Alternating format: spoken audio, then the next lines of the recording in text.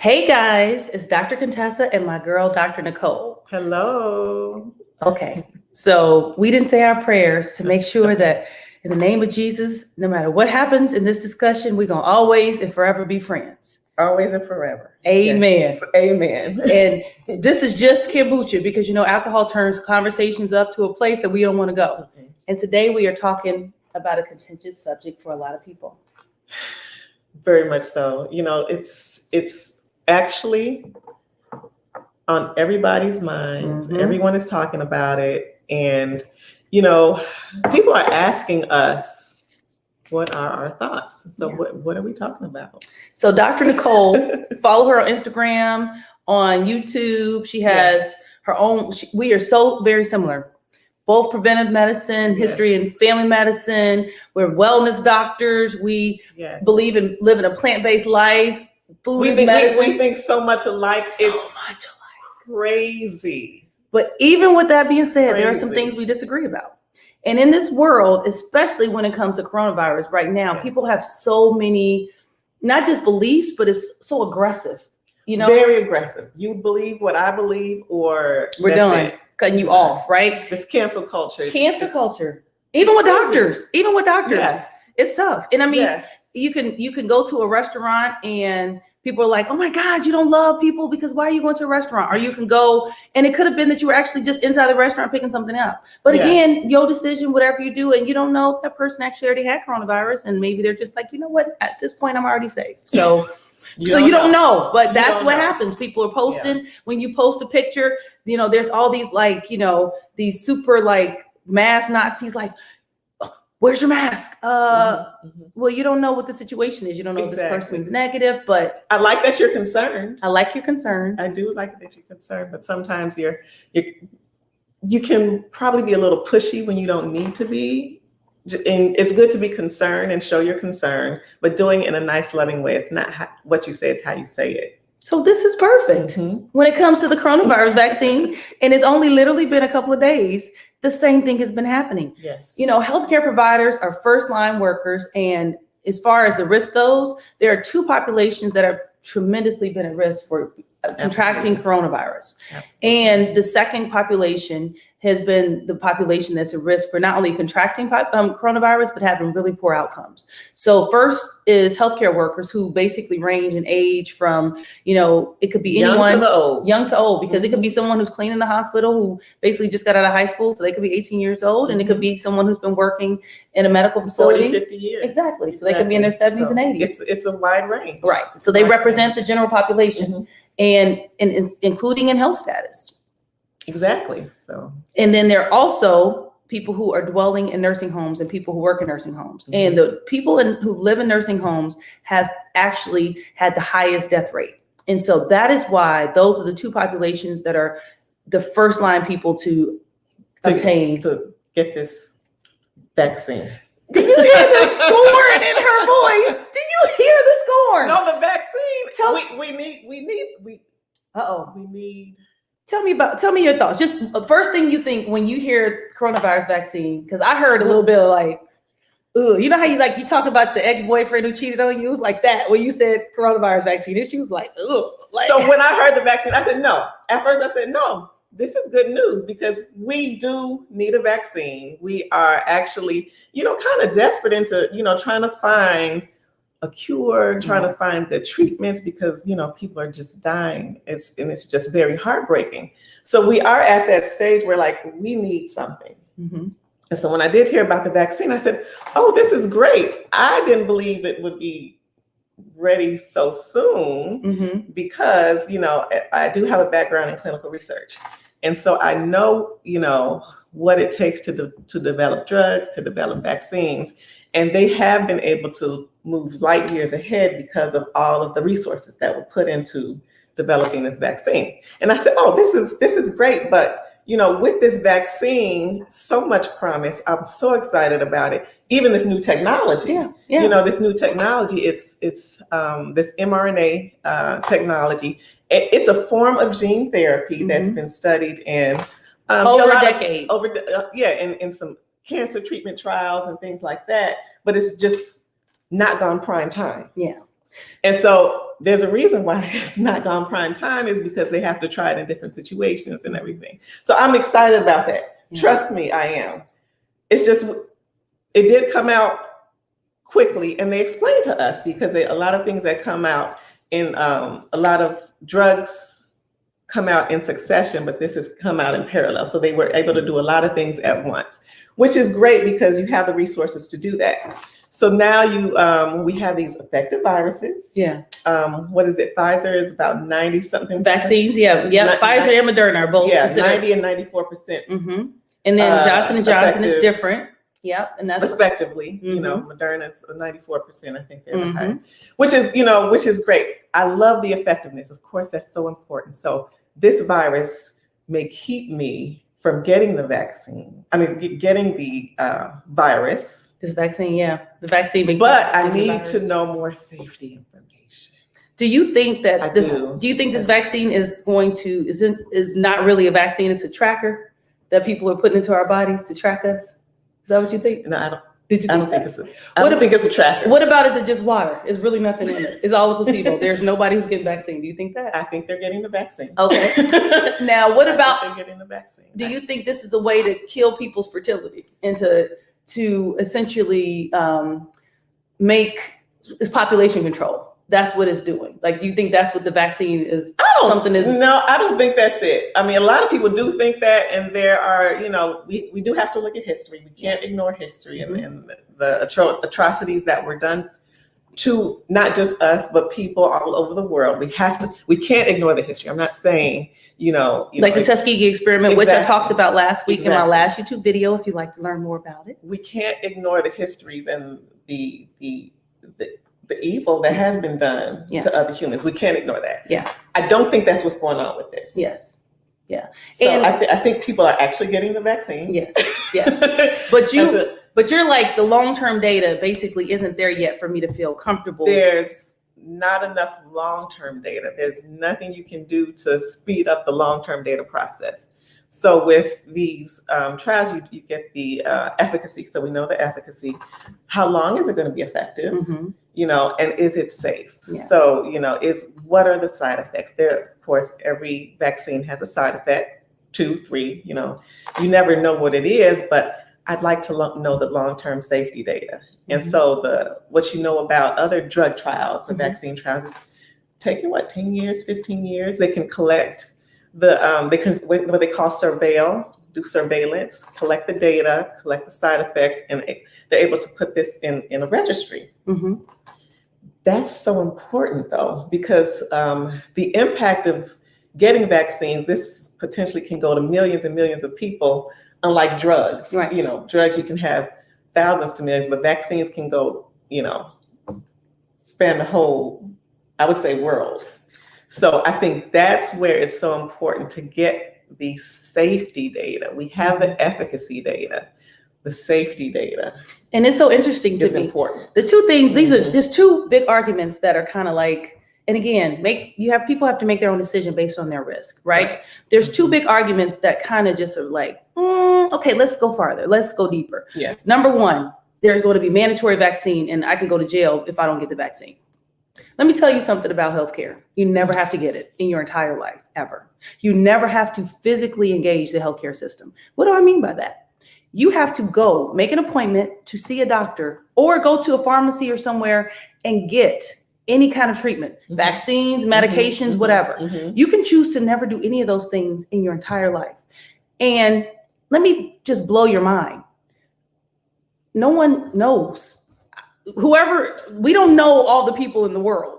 And most people don't even participate in the census. So theoretically, no one even knows that you actually exist. I mean, you do have a credit card footprint and things like that.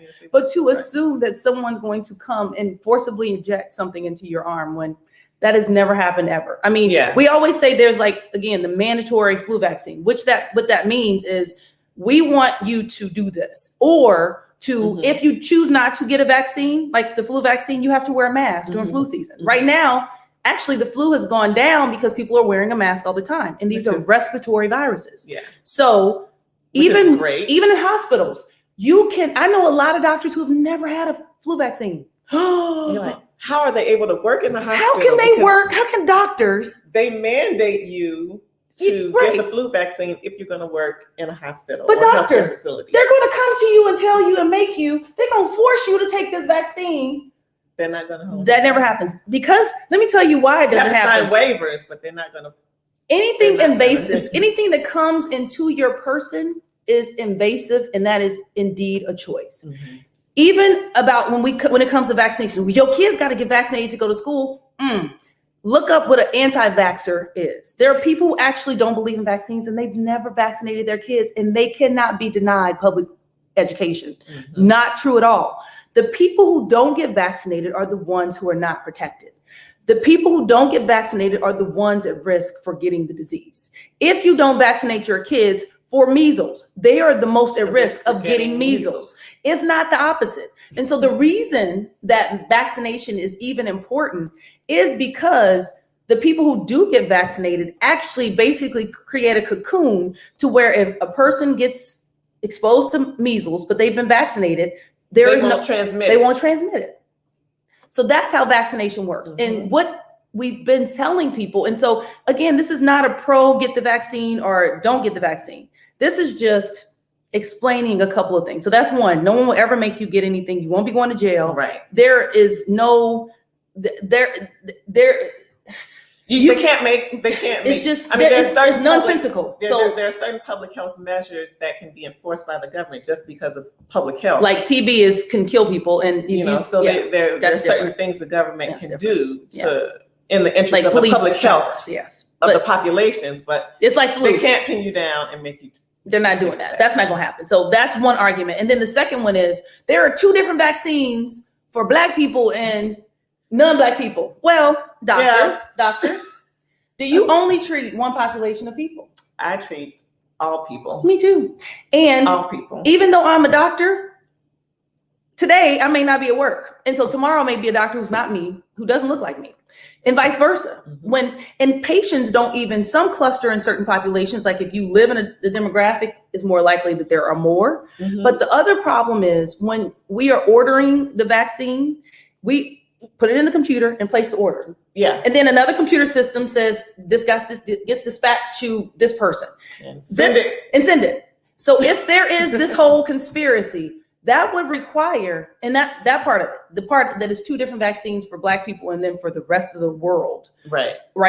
That will require that there is not only a person who works in a profitable, because remember, Pfizer is one company that didn't get any governmental funds. Mm-hmm. So if you think it's a government conspiracy, then you can't be even talking about Pfizer because Pfizer didn't take the funds. Yeah, our government didn't even sign on to take the funds. Didn't take the funds. So that would mean that people who from what I heard, from what they said, our government didn't sign on to that contract. So, but that would also mean that Pfizer has a secret little communication system that is telling people when these people are ordering the vaccine, only send them that. Yeah. That's unreasonable. There are some other things that are concerning. That's a logistical nightmare. Actually, it would be a lot of moving parts. And so let's take all those things out the equation. But a very valid argument is I don't know enough information because I know that maybe you're saying it's safe for these 1 or 2, 3, 4, 5, 6 weeks. Mm-hmm. But what about in 2 years? Could it cause something? Exactly. We honestly can tell you we don't know that. We don't know. It's so new. This disease is very new. The vaccine is very new. We just don't know. And so it is logical, safe to ask questions. It shows that you're thinking, you're putting your critical thinking caps on. And it's just the reality of it. Yes. Like I said, we're in kind of a desperate time where we need something. Yes. And we, hope and pray it's safe. Yes. Hope and pray. It's safe. So far, so good. Hope and pray it's safe. But I guess pray it's safe. The reason we're saying this is just like how I was just like, logistically, that doesn't make sense to me that could be a concern. However, for other people, they're going to hold on to that belief.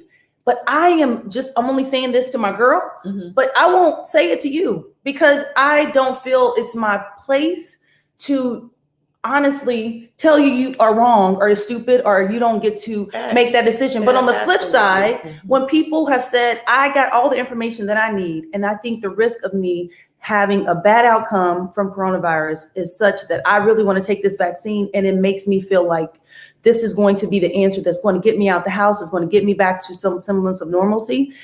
I'm just only asking that just as strongly as you believe in whatever it is that you believe in, let those other people who have also done their research, and they've gotten to the point where they feel comfortable. And so if you see healthcare providers, because all of them won't get it.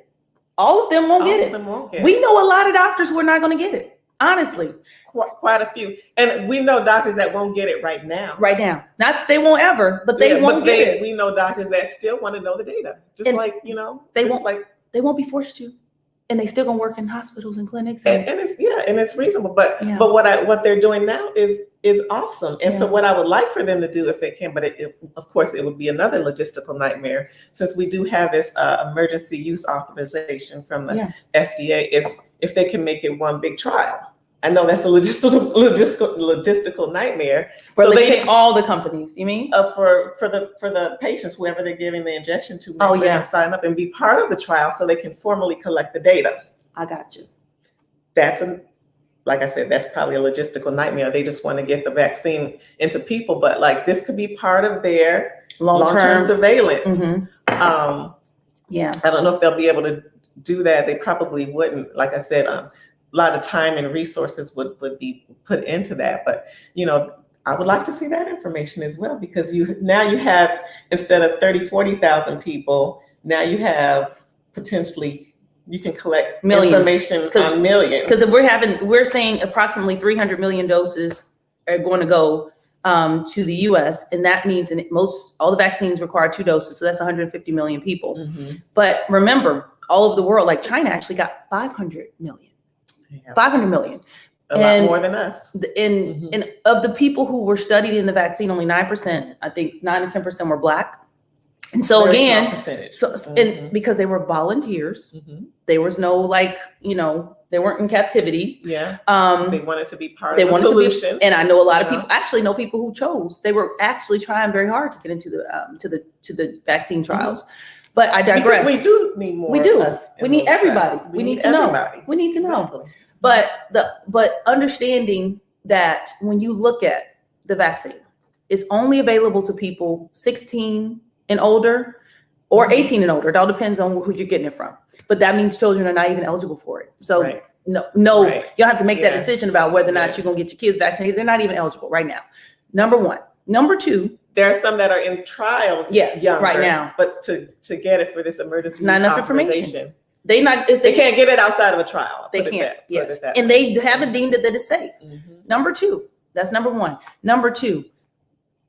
If you are 25, 30, 35 years old, very safe, and you're like very healthy, no comorbidities, you're not obese, you don't smoke, and you're like, you know what? I think honestly, my survival rate is super high. I'm not getting this vaccine. I don't want to get it. Understood. But when your grandmother or your elderly aunt or mom tells you that she's now available or he's available, the vaccine is available to them, do understand that the risk is different in different categories of people. Yes. So 100% understand that we all have choices, but you've got to look at the risk and benefit. It's just like with anything else. People, I've heard this one too. There is no cure for cancer. I know a lot of people who have cancer who don't have it anymore. It's called radiation, chemotherapy, and surgery. Actually, so that's not, there's a lot of medical progress. They're saying, I think some things you can be cured. Yes, for sure. Certain cancers you can. And then there's also no vaccine for other viruses. Why can't we have a cure? There are no cures for flu or anything else. So when it comes to viruses, and typically what happens is they mutate and there is no cure. Right. This COVID, what this vaccine does, mutate to survive. This vaccine prevents you from two things. When you get infected with the virus, SARS-CoV-2, that leads to the disease we are calling COVID-19.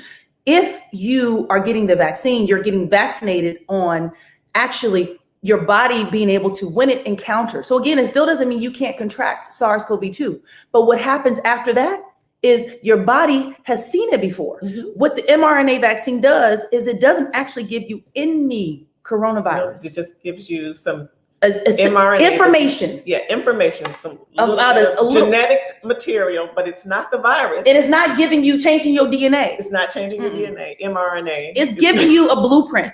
It's basically, it's kind of like, if your kids play sports, right? And sometimes they have to watch the tape of the other team before they come to play basketball, football. You watch them because you're trying to figure out, okay, look, that's the point guard. Okay, good. So he always cuts to the left. So make sure that, you know what I'm saying? So when we see him, we already know number 32, he cutting to the left. Mm-hmm. So we got it. We're going to cut to, we gonna all win. As soon as he get the ball, everybody's going to be just 3-on-1 to the left, because that's where he's going every time. Or he's weak on his right. So make sure that we got, basically we gonna go, because again, if you over here, he gonna go right back to the left because he's weak. I like that. And that's what pretty much it's the game tape. It's the tape. Yeah. So what the mRNA is doing is it's on the coronavirus. Is I'm sorry, SARS-CoV-2, because coronavirus is a class of viruses, including the common cold. Yeah. So SARS-CoV-2 is a new virus. That's the actual virus. They call it COVID-19 because it was discovered, coronavirus, it was discovered in 2019. Yes. So they shortened it to say COVID-19. But coronavirus, there's a family of coronaviruses, including the common cold. So, yeah. And they've been actually trying to come up with a vaccine for the common cold for a very long time. But what happens with research too is, unless there's money and interest, nobody's funding your lab. Yeah, it's not going to be pushed. Right? I would love to figure out how it is that you can get people who don't pay child support to pay child support. Right? How do you do it? That out? Ain't nobody interested in that. Right? You ain't trying to do that. No, I'm telling you, there is no interest in that. All you do, there's no you can put them. You can actually, put them on paper. They can back, but ain't nobody making them do it. That's not going. It's just kind of like, just throw that, whatever that bill. Yeah, it's the same thing with. But then again, if we get to a point where we don't have any money in our accounts, then everybody's going to be motivated. They're going to be doing it, right? To do the research, whatever that is. And so that's what's happening right now. What happened was this whole pandemic happened, and so then there was interest, and so all these labs that have been already kind of working 3 or 4 people on something that was theoretically really good, got 1,000 people to move super fast to help them get to this information that they've been working on for decades. Yeah. But going back to the tape, rolling the tape. So what happens is, on the SARS-CoV-2 virus, there's what's called a spike protein. And so this protein is common in all of them. The mRNA gives your body the information so that make this spike protein. So yes. So when you see that again, then your body already has the immune response to fight it. It says invader, invader. First time. It's the reason why. And why do you get 2 vaccines? Why? Why do you need 2? Why do you need 2 shots? Why can't you just get 1? Because again, it's kind of like when you play someone. Again, let's go back to rolling the tape. First time you play him, you're just watching the tape, right? First time you like, I got the tape and I really was doing that. I cut to the left every time, but he seemed to be he had a little crossover situation. I wasn't ready for that. So that's what you get after that first shot, is giving you that first exposure. So then when you play him the second time, you have a better immune response. They ain't got a chance. About 95% effective, and you probably you got a 95% chance of winning that game. Mm-hmm. First time, 60. First time, it was a good shot. Good shot. Have enough information to be. No pun intended. That's correct. Good shot. Exactly. Good shot. No pun intended. So I would. Yeah. So what's for you? What's the kind of the take home message here? What do you think? Do what you feel is best. So look at your risk factors, and I know we talk about the COVID-19 and its side effects, long-term side effects. Yeah. So people think about that as well. People think about the actual illness, like going in the illness itself. And so I know that the scary thing about COVID is you never know how it's going to affect you. You never know. So, but if you know you have these risk factors, take all of that into consideration. You may need to, it may be best for you to get the vaccine now. Yeah, for sure. If you're, super healthy, you're diligently taking care of yourself. You still don't know how it's going to affect you, but you may be able to wait a little bit. Yeah. If you want to. Yes. If you want to. Yes. But it's really important, especially for our healthcare workers that are on the front lines. They're going to be exposed a lot to it. Like the elderly, the nursing home people. So that's really what's been really exciting about this vaccine. Like it's this new technology that they're finally trying to make prime time. And, literally. And what else do we have? Prime time. And that's my question. What else do we have? And that's been the whole course of this whole that was the promise. Pandemic, though. That was the promise. What else do we have? That's it. What else? So treating these patients. What else do we have when remdesivir was emergency use? What else do we have? And even that, people are pretty much on death's door when they get that. Hydroxychloroquine. What else do we have? Like it's so new. There's really no treatment. We have to try something. Yeah. You have to. We have to try. You have to try something. There has to be some silver something lining. within reason that makes sense. Of course, they're making these with all the scientific backing and logic and research. And so, trust the scientists because they're the ones that are trying to save us, save the world, save the country. We really, really don't want any more deaths. Yeah, for sure. If we can help it. So trust your gut. Yeah. Trust your gut. If you don't want to get it right now, no one's going to make you do that. But if your grandmother wants to get it, please, if she really is at high risk of having a poor outcome, or your grandfather, your uncle, please don't convince them to not consider it. Right. That's all I'm asking. Let each person make their decision based on the information that's available. If you are an elderly person, your risk of having a poor outcome is super high. If you're a kid, very, very low. Your kids aren't eligible for it anytime soon right now. And actually, if you're not a healthcare provider or someone who's in a nursing home, we're probably talking spring for you anyway, for you to even be offered it. Yeah. So right now you got some months, but just do your best to be open-minded because I was very much at the beginning like, this is brand new. I don't know. I ain't doing this. This is crazy. I was, I love I Am Legend. I was right in there with everybody else. I was right in there with everybody else. I'm just like, oh Lord. I know it's a movie. It is, but I thought about the concepts. That was of right. I Am Legend. But that's the point. That's really the question. But you still want to know. You still want to know the long-term effects. The long-term effects. You cannot get around not knowing these long-term effects. But I will say what challenged my thought? Long-term effects of COVID. And that's what I was going to say. What challenged my thought was two different things. You're going to be on this planet, correct, or the long hauler. Two things. Number one, when I found out that it was not actually new technology, that one scientist, I think in 2005, started working on this technology. That blew my mind. And I had to challenge and be willing to be open-minded and say, maybe I was wrong about some things.